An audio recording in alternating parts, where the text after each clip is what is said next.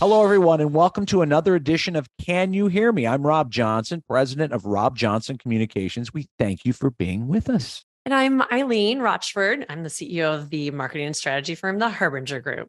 So here we are again. And as you guys know, we spend more than a little time talking about how CEOs can build their brand, as well as how much of a necessity it is to do so. So for professionals for whom this is a top priority, we all know there's no better community forum than LinkedIn. For like-minded professionals, there's no better gathering place than LinkedIn to stay on top of everything. Industry trends, talk about your ideas, elicit input, and create content that can really almost brandish, I guess, your credentials as a thought leader. I love that word. Here's a big reason why right now it matters even more to have a strong presence on LinkedIn. Are you ready, Rob? I'm about to share something big. I'm ready. Let's go. Okay. LinkedIn activity has surged in the past few years. The company says it has seen a 42% year over year increase in content shared from 2021 to 2023 and a 27% increase in content viewed. And now there's 3 professionals joining every second. So imagine how massive your reach is now on LinkedIn. And the other thing that we need to say too is, a couple of episodes ago, we had Burt Walters on talking about creating a show for YouTube with an internal talent. And so this is something that the Harbinger Group and Rob Johnson Communications works tirelessly on. But what we learned is YouTube is excellent, and LinkedIn is like this whole the level of analytics, the level of feedback you're able to get. You're able to see who's watching, that sort of thing. It has really, really grown, and so we spend more time and effort and ad dollars making sure that we're paying attention to that. So it's a real thing. Yeah. And the targeting of audiences, particularly the professional audiences who matter to you if you're a B2B organization, that's largely why LinkedIn is it's essential that you be there, both as an individual brand, particularly if you're a CEO or a high-level executive, and as an organizational brand. So what we're talking about today is how to use LinkedIn, how to use it effectively based on the changes that have been made to its algorithm to share the subject matter expertise that you have in a way that will be consumed and then shared by colleagues and other business professionals who can amplify your message. That's the point here. Right. But first, as always, we're going to give you some background. So here's a little bit more reasoning that's going to underscore the importance of why particularly C-suite leaders being active on social media is important. So I'm going to cite a report from an organization called Qnary. That's Qnary. In their 6th edition of the report that they released earlier this year on the topic of social media usage, essentially, and how leaders are perceived, whether they're active there or not active there.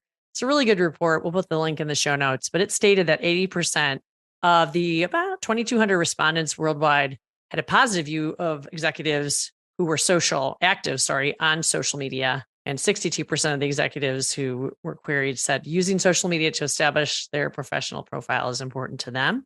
That was a big jump increase of 11% from the prior report. And 49% said LinkedIn was their most popular social channel to consume content from other business leaders. So I think we can all see where we're going with this, right? Exactly. Yeah. Okay. Imagine that you're cranking on your content and you're reaching the people you want to reach, and you're killing it. You got thousands of engagements on the stuff you put out on LinkedIn. And then all of a sudden in May, you're like, wait, what happened? Everything's changed. Now I've only got hundreds or less. What went on? Well, everybody may or may not be aware of this, but there were 2 big changes to the LinkedIn algorithm not too long ago. This is just a few months ago. The first one is people in your network on LinkedIn are now more likely to see what you post. That's a good thing, right? We're all happy about that. Absolutely, it is. Yep. And in a second, I'll explain why. But the second thing that changed is that posts that are focused on sharing knowledge and or advice, remember those 2 words, knowledge and advice, they are the big winners now. So the platform is now prioritizing your posts if you are sharing expertise, giving advice that's relevant to your profile. So those are the two ways that things have changed. And we're going to get into why that's meaningful throughout this show. I have a question about number 2, and that is knowledge and advice are now the priorities, as you mentioned. What has fallen by the wayside? Is it, hey, I'm the head of the widget company and we're at the widget factory and look at me and all the widget makers, doing this and that? Because I know a lot of people do that, kind of shine the light on other people, which I don't think is a bad idea. Is that some of the areas where maybe it's falling off a little bit? If they're focusing on something, that means they're not focusing on other things they had prior. True. I believe the really self-promotional, salesy things that are off topic for you. Say you are a very high level executive in an automotive industry and you're posting about things that maybe don't fit if they're not about leadership, if they're not about your industry, then they are not going to be given that oomph by the algorithm that maybe they used to just because you had a huge following.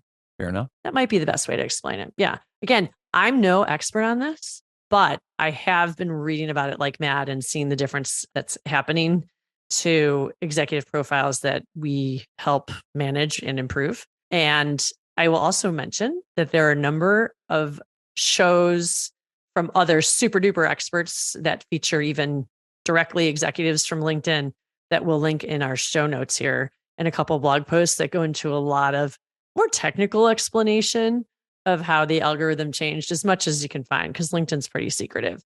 They'll talk about it, but they don't go into really technical explanations. Right. So I do know that those are the two primary changes that have happened. And honestly, Rob, I think that is critically important for people who want to be thought leaders on LinkedIn to realize and understand, and for the teams who perhaps manage their content to realize and understand and adapt. So that's what we're going to talk about. Because you're sitting there, as you said earlier, and you're all of a sudden your numbers are going down and you keep posting pretty much the same thing. And you're wondering what just happened. Nobody sent you an email. Nobody sent you an alert. Hey, things are changing. And so that's why we're here today, to kind of help everybody along, to hopefully hasten the learning curve that I'm sure a lot of people are going through. Yeah, exactly. So think about if now the two things really, so great. They've just made it easier for number one change, which is the people in your network seeing what you post. And so that means that there's weeding out that's taking place. So things that were being rewarded that maybe flooded your feed when you logged in and saw, lots of selfies and lots of, we're at a team meeting, just because you happen to know someone who went to that team meeting. That may not be the content that you actually care about in a professional network, right? It's nice.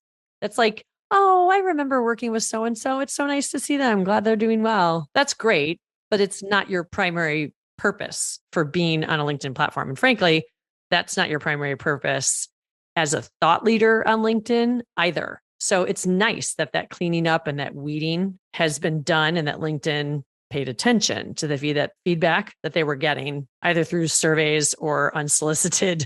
Stop doing that. This is really distracting. I want it to be professional so that I can learn what I came here to learn, or connect to the type of people who are important to me in my career development, those kinds of things, right? Yeah. So now you've got LinkedIn helping us out by weeding that stuff out, and that's amazing. But now LinkedIn's also going to look at you, let's say Rob Johnson, and they're going to say, what does your professional experience look like in your profile?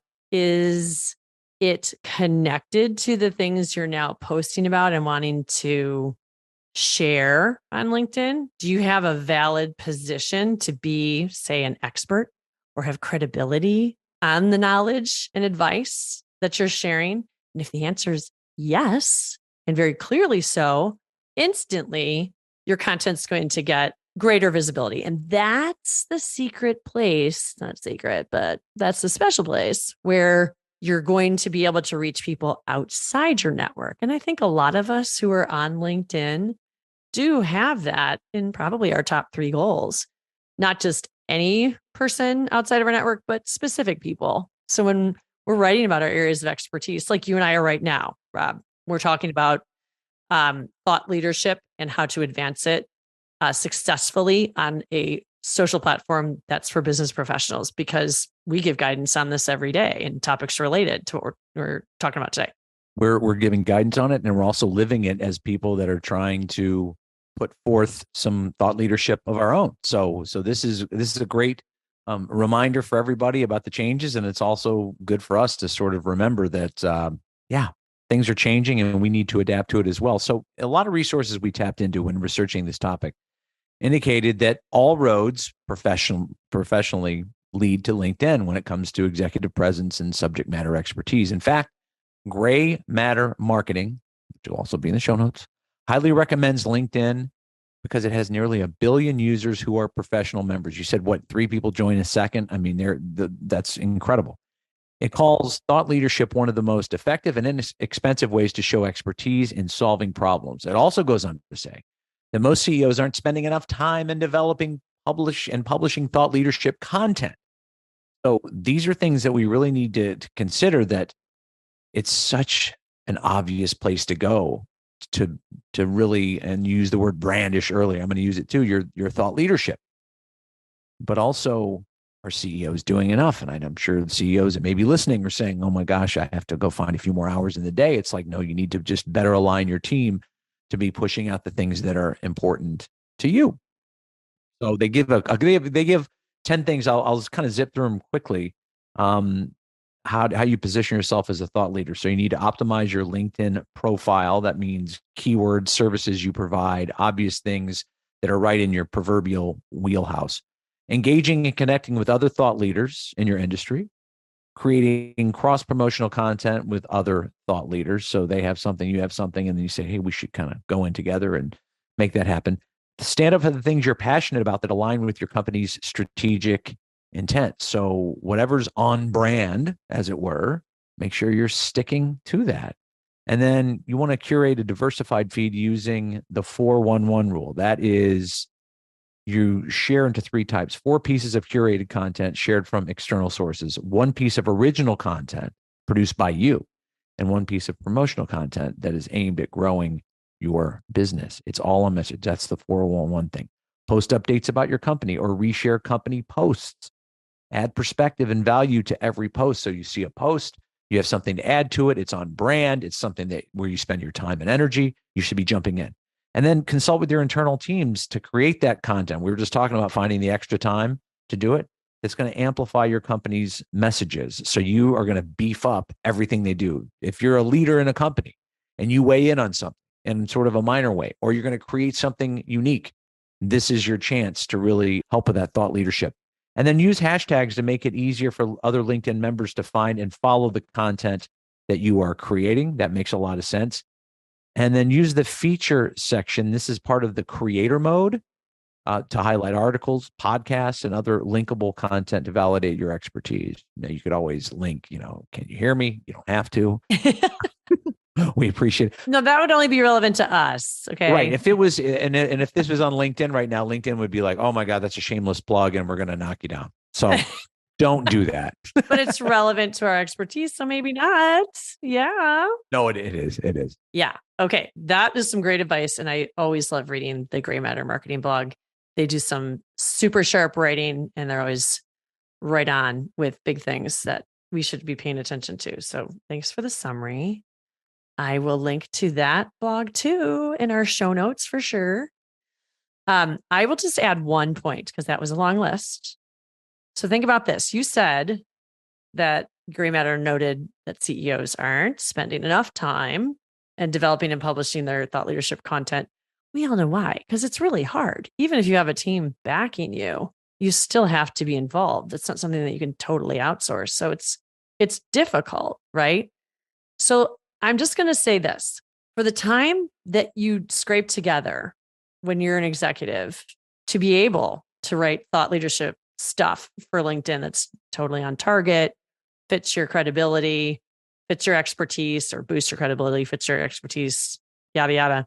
Why would you want to hurt yourself by the new algorithm not seeing in your profile that what you're writing about is actually appropriate for you? And that's why taking the time now to go in and double check your profile that you've got all the things in there that you should, particularly your experience is up to date. Your summary is super solid and is talking about the subjects that you want others on LinkedIn to see you talking about. If you now is the time to go in and spend a couple hours to fix all of that, because when's the last time you went in and looked at your own LinkedIn profile and all the details? I always think about that, and then I'm like, I should do it, and then I do it, and then I'm like, oh, I need to keep that fresh. And oh my God, this is going to take me half a day. It's been so long since I last did it. And so you abandon it and you go do something else.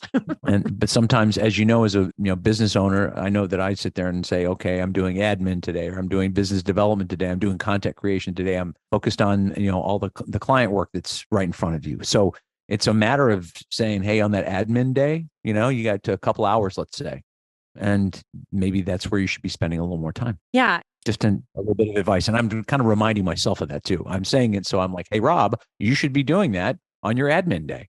You should.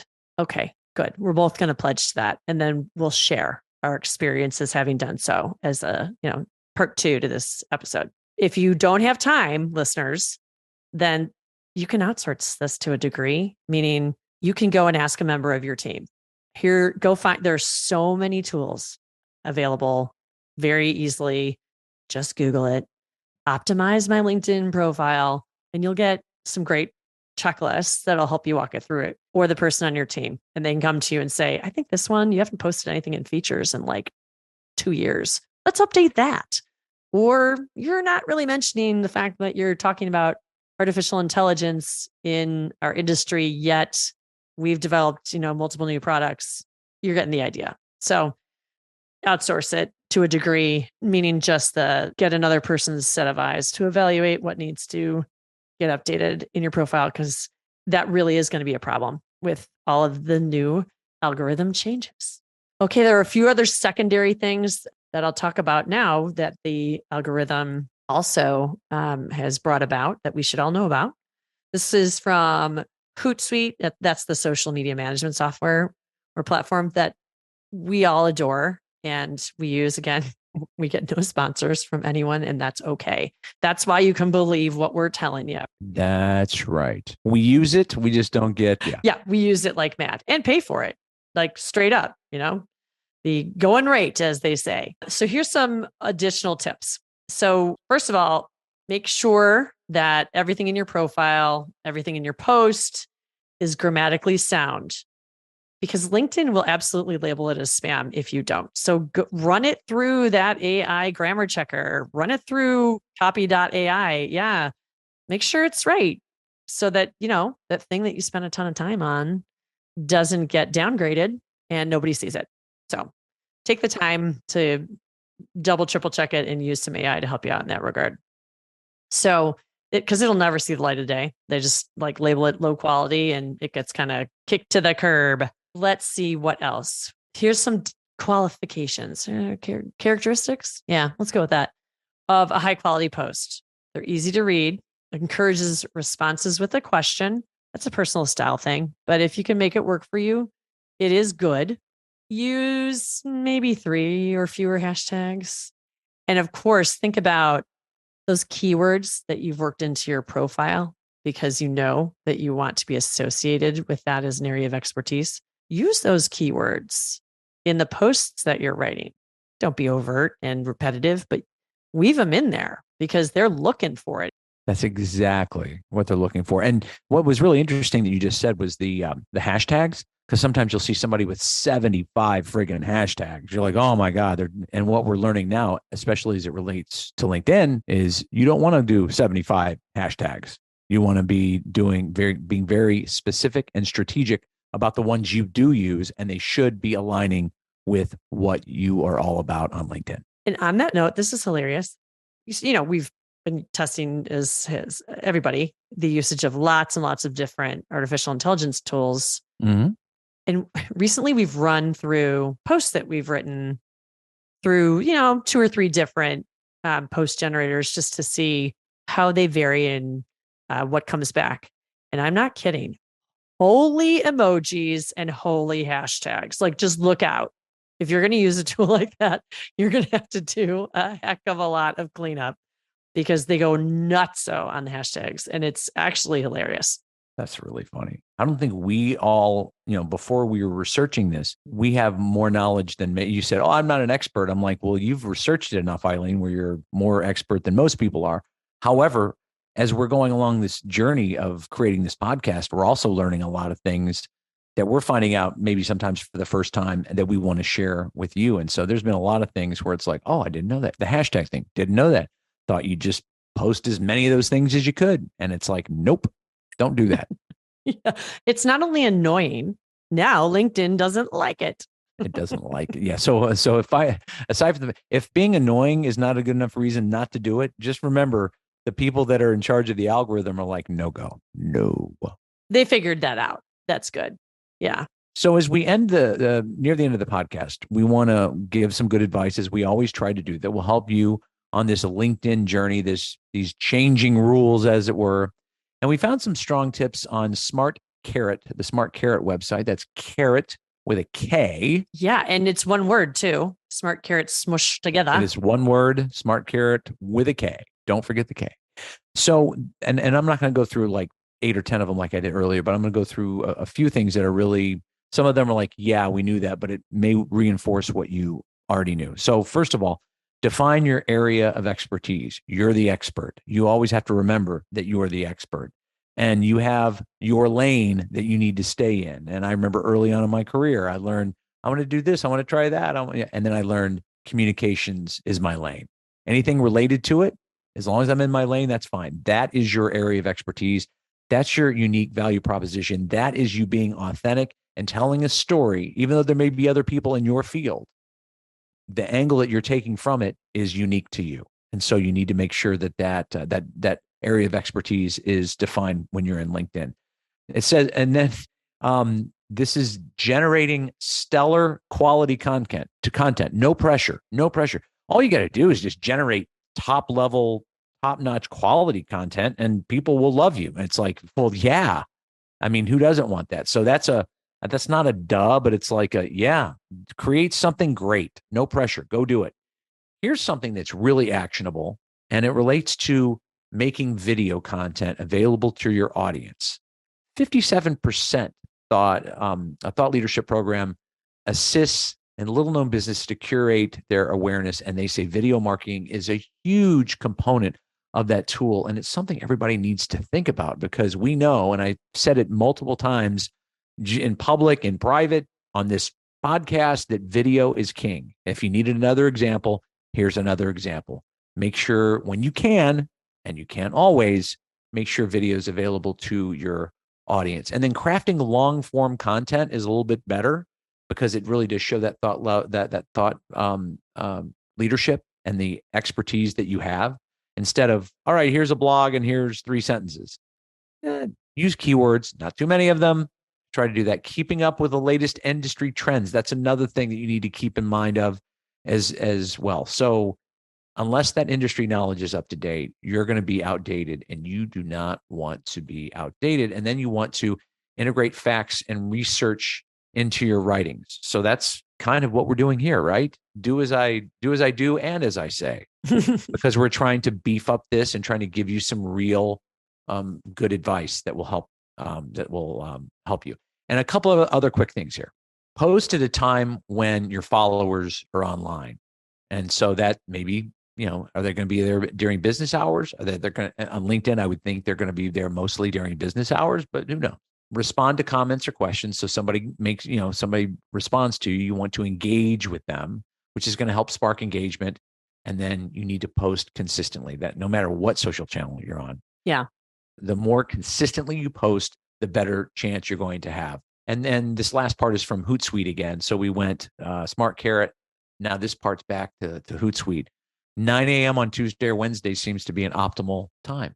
There's no one or right or wrong way to do it, but that's not bad advice there. So I just want to, as we walk on out the door here shortly, I just want to make sure everybody has some advice. Like, okay, you've talked about this issue. What can we do to actually implement it as an action item? Yeah.